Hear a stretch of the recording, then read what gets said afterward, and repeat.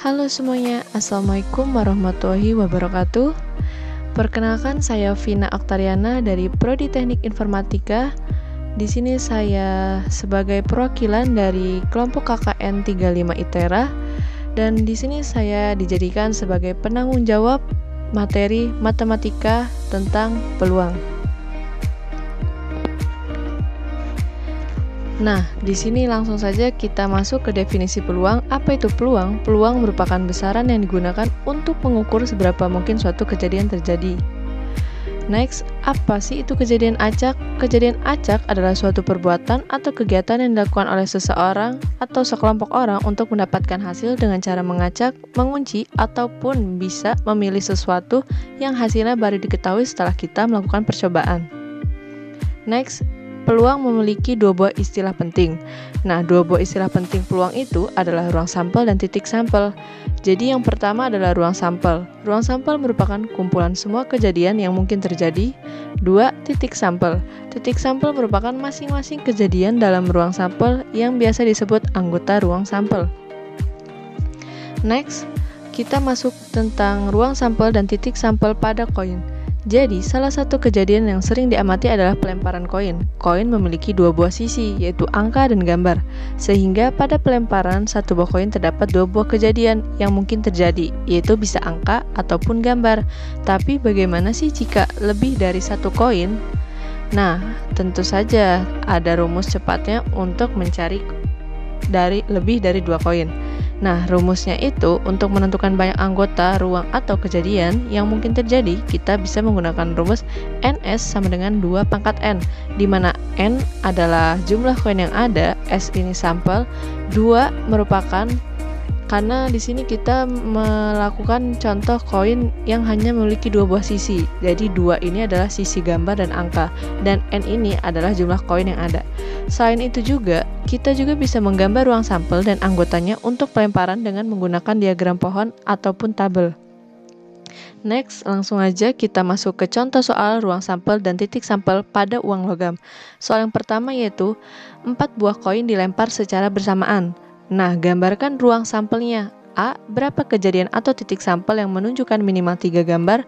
B. Berapa kejadian atau titik sampel yang menunjukkan 2 gambar. Dan C. Yaitu kejadian titik sampel yang maksimum 3 gambar. Jadi langsung aja kita masuk ke penyelesaiannya. Jadi di sini saya menggunakan diagram pohon. Dan menggunakan diagram pohon ini terdapat 4 langkah. Kenapa 4 langkah? Karena dia memiliki 4 buah koin. Jadi langkah pertama yaitu langsung aja kita masukkan uang pertama ada sisi gambar dan angka. Next, yang kedua sama aja. Dari sisi gambar ini kita cabangkan lagi menjadi 2 cabang, yaitu koin kedua ada gambar dan angka. Next, gambar dan angka. Itu merupakan langkah kedua. Langkah ketiga kita lakukan percabangan lagi. Kita lakukan pelemparan ke koin 3 sama. Kita cabangkan terus sampai ending ke koin keempat. Sampai endingnya yaitu selesai angka. Dan ini merupakan langkah keempat atau koin keempat.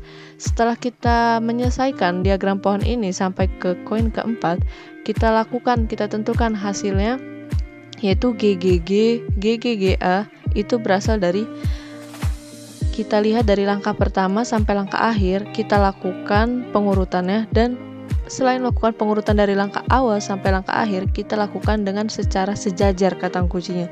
Jadi G. Terus yang kedua kita selesaikan cabang yang pertamanya, masih ada lagi kan? G A. Nah, itu dia. Pokoknya caranya sama, kita lakukan tipsnya, hasilnya itu didapatkan dari pengurutan dari langkah awal sampai langkah akhir dan dilakukan dengan sejajar. Dan yang terakhir yaitu A. Nah, langsung aja kita masuk ke jawabannya. Jadi jumlah titik sampelnya 16. 16 itu dari mana? Dari kita masukkan NS sama dengan 2 pangkat N.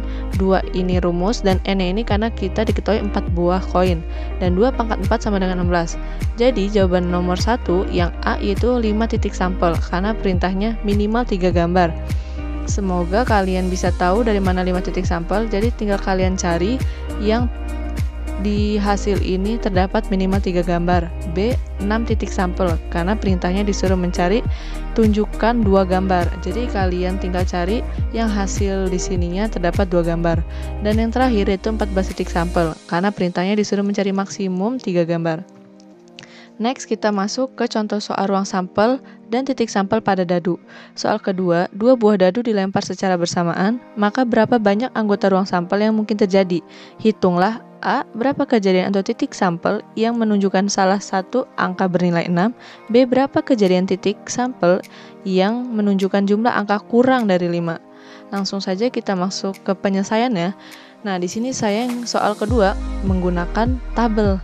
Jadi langkah pertamanya kita tentukan dulu nih titik sampelnya. NS sama dengan 6 pangkat N. Kenapa 6 pangkat N? Karena di sini kita menggunakan dadu. Dadu itu memiliki 6 sisi atau maksudnya 6 angka. Jadi 6 karena jumlah dadunya terdiri dari 6, 1 sampai 6. Dan 2 ini tadi karena kita diketahui di soalnya terdapat 2 buah dadu. Jadi 6 pangkat 2 sama dengan 36. Langsung aja kita masuk ke penggambaran tabelnya. Karena kita memiliki 2 dadu, diketahui 2 dadu, jadi saya menggambarkan 2 sisi, yaitu sisi kolom dan sisi baris. Dan di sini selanjutnya kita lakukan pengalian sisi baris dan sisi kolom. Jadi 1 dikali 1, 1,1, 1 dikali 2, 1,2, dan sampai akhirnya 6,6. Nah, semoga jadi kalian dapat langsung mengerti cara pengerjaan tabelnya. Kalian bisa lakukan sendiri percobaannya. Nah, jadi di sini saya akan langsung membahas tentang jawaban nomor 2 yang A, yaitu 11 titik sampel. Mengapa 11 titik sampel? Karena perintahnya kita disuruh mencari angka yang bernilai 6. Nah, angka yang bernilai 6 itu kita lihat dari seluruh isi tabel ini, angka yang nilainya 6. Angka yang nilainya 6 itu ada di ujung paling kanan dan di paling bawah. Baris paling kanan dan kolom paling bawah. Lihat di sini ada angka 6 yang sisinya 6 semua, dan kita hitung bareng-bareng biar yakin. 1, 2, 3, 4, 5, 6, 7, 8, 9, 10, 11. Jadi benar ada angka yang bernilai 6 itu terdapat 11 titik sampel. Dan B yaitu 6 titik sampel angka yang kurang dari 5. Angka yang kurang dari 5 itu tipsnya kita jumlahkan di dalam tabel ini. Jadi misalnya langsung saya ambil contoh saja, 1,1. Jadi 1 tambah 1, 2, benar, kurang dari 5. Dan 1 tambah 2, 3, benar. Setelah itu 1 tambah 4, 5. Itu salah, itu sudah masuk 5, memang 5, tapi perintahnya kurang dari 5. Nah, setelah itu 3 tambah 1, 4, benar. Jadi masih masuk kurang dari 5. Dan setelah saya cek semua, yang kurang dari 5 itu ada 6, 1, 2, 3, 4, 5, 6. Yang lebihnya itu sudah lebih dari 5. Next, kita masuk ke materi apa sih arti dari peluang suatu kejadian. Nah, peluang suatu kejadian adalah perbandingan antara banyaknya kejadian yang diamati dengan banyaknya kejadian yang mungkin. Nah, rumusnya itu PA sama dengan NA per NS. Kalau saya tipsnya dari SMA waktu itu, cara mengingat peluang suatu kejadian ini PA sama dengan nanas, jadi NA per NS. Nah, selanjutnya yaitu kita langsung masuk ke contoh soal peluang suatu kejadian. Jadi soalnya yaitu diketahui 2 buah dadu dilempar secara bersamaan, maka hitunglah peluang kejadian munculnya mata dadu berjumlah 8.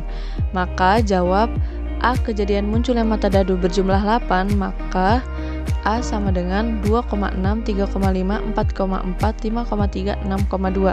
Ini nih berasal dari 6 tambah 2, 8, 5 tambah 3, 8, dan seterusnya. Nah, NA-nya jadi kita mendapatkan 5, karena mata dadu yang berjumlah 8 hanya 5. Selebihnya itu ada yang kurang dari 8 dan lebih dari 8. Nah, NS selanjutnya 36. Karena di sini menggunakan dadu, jadi 6 pangkat N, 6 pangkat 2 sama dengan 36. Jadi, mata dadu yang sudah kita cari tadi ruang sampelnya, peluang kejadian munculnya mata dadu berjumlah 8 yaitu PA sama dengan NA per NS, jadi 5 per 36. Next, kita masuk ke contoh soal peluang lagi, yaitu soal keempat. Pada pelemparan 3 buah uang sekaligus, tentukan peluang muncul A, ketiga sisi gambar, B, 1 gambar, dan 2 angka. Maka jawabnya kita masukkan dulu S sama dengan AA, AAG, dan seterusnya. Ini berasal dari sebelumnya saya melakukan pencarian dengan menggunakan diagram pohon. Jadi di sini saya sengaja tidak menjelaskan diagram pohonnya agar kalian bisa mandiri mencoba membuat diagram pohonnya sendiri. Nah, jadi NS-nya diketahui sebanyak 8. Jadi A kejadian ketiga sisi gambar yaitu 1. Mengapa? Karena yang sudah kita cari tadi sampelnya yang terdiri dari 3 gambar itu hanya 1, maka NA sama dengan 1. B, ditanya kejadian 1 gambar dan 2 angka. Dari sampel yang diketahui 1 angka dan 2 gambar itu terdapat 3, AAG, AGA, GAA, maka NB sama dengan 3. Saat kita sudah cari NA-nya, NB-nya, maka kita langsung masukkan saja rumus peluangnya. Yang A, peluang sama dengan NA per NS, jadi 1/8. Dan yang B, PA sama dengan NB per NS sama dengan 3/8. Next, kita masuk ke frekuensi harapan. Frekuensi harapan dari suatu kejadian adalah harapan banyaknya muncul suatu kejadian yang diamati dari sebuah percobaan yang dilakukan. Rumusnya FHA sama dengan N dikali PA. Next, kita langsung saja masuk ke contoh soal frekuensi harapan. Soal kelima, sebuah dadu dilempar sebanyak 150 kali. Maka hitunglah frekuensi harapan muncul mata dadu genap. Ingat perintahnya, hitung muncul mata dadu genap. Maka jawab A sama dengan mata dadu genap. Ingat dadu itu ada 1-6, maka yang genap itu ada 2, 4, dan 6. Jadi NA-nya sama dengan 3. Kita masukkan dulu terlebih dahulu rumus peluang yaitu NA per NS 3/6 sama dengan 1/2. 3 itu karena diketahui NA-nya 3 dan 6 itu adalah sebuah dadu. Jadi kita langsung masuk ke rumus frekuensi harapannya. FHA sama dengan N dikali PA. Jadi 150 dikali 1/2 sama dengan 75 kali. Jadi frekuensi harapan munculnya mata dadu genap adalah 75 kali. Next, kita masuk ke materi komplement suatu kejadian. Komplement suatu kejadian A adalah kejadian bukan A atau bukan kejadian dari si A tersebut. Nah, langsung aja kita masuk ke rumus komplement suatu kejadian yaitu PA ditambah PA komplement sama dengan PA ditambah PA komplement sama dengan 1. Next, kita langsung masuk ke contoh soalnya. Contoh soal yang ke-6. Sebuah dadu akan dilempar 1 kali. Tentukan muncul mata dadu 5 dan muncul mata dadu bukan 5. Maka jawab A kejadian munculnya mata dadu 5, maka A sama dengan 5. Karena kita di sini perintahnya hanya muncul mata dadu 5. NA sama dengan 1 karena mata dadu 5 hanya 1. Dan NS-nya sama dengan 6 karena hanya sebuah dadu. Jadi A sama dengan PA sama dengan NA per NS. Jadi sama dengan peluangnya 1/6. Ingat tipsnya, bisa tahu peluang komplement suatu kejadian itu soalnya itu kalau ada perintah mata bukan dadu. Jadi kalau ada kata bukan berarti kita menggunakan komplement suatu kejadian. Maka yang B sama dengan PA komplement sama dengan 1 dikurang PA sama dengan 1 dikurang 1/6, maka hasilnya 5/6. Next, kita masuk ke notasi faktorial. Faktorial adalah hasil kali bilangan asli berurutan dari 1 sampai dengan N. Jadi ini adalah cara menghitung N faktorial, definisinya. Semoga kalian sudah pada paham. Kita langsung masuk next ke contoh soal. Kita langsung masuk ke contoh soal faktor yang paling dasar. Pasti mungkin menurut kalian seperti 6 faktorial ini sudah ngerti, 3 faktorial dan 3 kali 2 faktorial sudah bakal mengerti. Jadi saya langsung ambil contoh di nomor 9 yaitu 6/5 faktorial. Itu cara menghitungnya. 6 faktorial itu kita faktorisasikan sampai huruf angka terkecil yaitu 1/5 juga kita faktorisasikan sampai angka terkecil yaitu 1. Nah, jika sudah, kita lihat jika ada angka yang sama seperti yang sudah saya merahkan ini. Jika angka yang sama langsung kita coret, maka hasilnya langsung 6. Jadi semoga kalian sudah pada paham. Next, kita masuk ke materi tentang permutasi. Permutasi adalah susunan dari unsur itu dalam suatu urutan. Nah, rumusnya P NR sama dengan N faktorial per N kurang R faktorial. Next, kita langsung masuk ke contoh soalnya. Nomor 10. P83. P jadi N-nya 8 dan R-nya 3. Jadi kita masukkan N-nya 8 per N kurang R. 8 dikurang 3 jadi sama dengan 8 faktorial per 5 faktorial. Jadi dari 8 faktorial ini kita faktorisasikan dari angka 8 sampai angka terkecil yaitu angka 1 diperkan 5 faktorialnya kita faktorisasikan juga sampai angka terkecil itu 1. Jika ada angka yang sama langsung kita coret, dan maka yang belum atau masih nyisa, yaitu jadi 8 dikali 7 dikali 6 hasilnya 336. Nah, ini ada nomor 11, mungkin tidak perlu saya jelaskan, kalian bisa coba sendiri, menghitung sendiri. Semoga kalian dapat paham. Next, kita masuk ke materi permutasi unsur yang sama. Setiap unsur pada permutasi tidak boleh digunakan lebih dari satu kali, kecuali jika unsur dinyatakan secara khusus.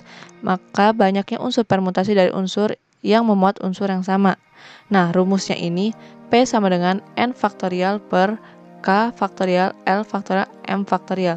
Pasti kan di sini masih bingung yang gimana sih soal permutasi unsur yang sama? Jadi langsung aja kita masuk ke contoh soalnya. Nomor 12. Berapa banyak kata yang dapat disusun dari kata A. Agustus dan B. Gajah Mada? Jadi langsung aja jawab A. Agustus. Tips pertama, kita hitung banyaknya huruf Agustus ini. Maka ada 7. Terus banyaknya S sama dengan 2 dan banyaknya U sama dengan 2. Kenapa sih cuman kita masukkan huruf S sama U? Kenapa yang lainnya enggak? Karena di sini memang sudah ketentuan syaratnya, kita masukkan yang diketahuinya yang lebih dari satu aja. Yang A ini hanya 1, G ini hanya 1. Jadi yang lebih dari itu ada huruf S dan U. Setelah itu langsung kita masukkan rumusnya, P sama dengan N faktorial itu, N itu banyaknya huruf, jadi 7 per kata yang diketahui yang lebih dari 1. Maka kata S dan U langsung kita masukkan 2 faktorial dan 2 faktorial. Setelah itu caranya sama seperti yang sudah saya jelaskan di materi sebelumnya, maka hasilnya 1260. Next, yang B Gajah Mada sama saja, jadi semoga kalian dapat menghitungnya sendiri dan memahaminya sendiri.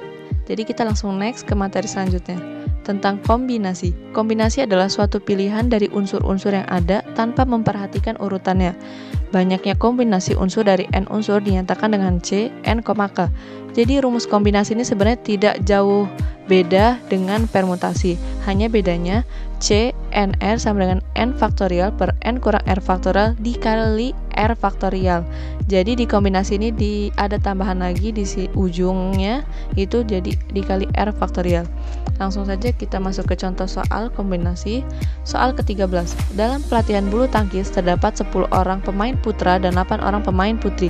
Berapakah pasangan ganda yang dapat diperoleh untuk A ganda putra, B ganda putri, dan C ganda campuran? Jawab langsung saja A.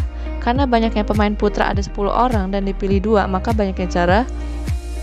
Kita masukkan rumusnya C, NR 10 faktorial per 10 kurang 2 faktorial dikali 2 faktorial sama dengan kita faktorisasikan 10 faktorialnya. Setelah itu 10 kurang 28 dan dikali 2 faktorial itu 2 kali 1. Hasilnya 10 kali 9 per 2 faktorial sama dengan 45 cara. Selanjutnya kita masuk ke soal B. Karena banyaknya pemain putri ada 8 orang dan dipilih 2, maka banyaknya cara sama seperti yang A tadi. Dan di sini saya ingatkan lagi, yang A tadi diketahui 10 orang karena sebelumnya di soalnya sudah diketahui putra 10 orang dan di sini putri 8 orang. Dan di sini mengapa dipilih 2? Karena kita perintahnya disuruh mencari ganda pasangan. Jadi ganda pasangan itu otomatis memerlukan 2 orang. Langsung aja kita masuk ke C. C itu ditanya ganda campuran berarti 10 putra dan diambil 1 dan 8 putri diambil 1. Ganda campuran berarti diambil putra dan putri. Karena pasangan ganda harus 2, jadi otomatis putra diambil 1 dan putri diambil 1. Jadi biar seimbang. Langsung saja kita masukkan ke kombinasi rumus untuk laki-laki dan kombinasi untuk perempuan. Pokoknya cara yang sama, jadi semoga kalian dapat memahami dan mengerti penjelasan saya yang sebelum-sebelumnya. Presentasi dari saya, semoga materi peluang yang sudah saya ajarkan dapat kalian pahami. Kurang lebihnya saya mohon maaf dan kepada Allah saya mohon ampun. Wassalamualaikum warahmatullahi wabarakatuh.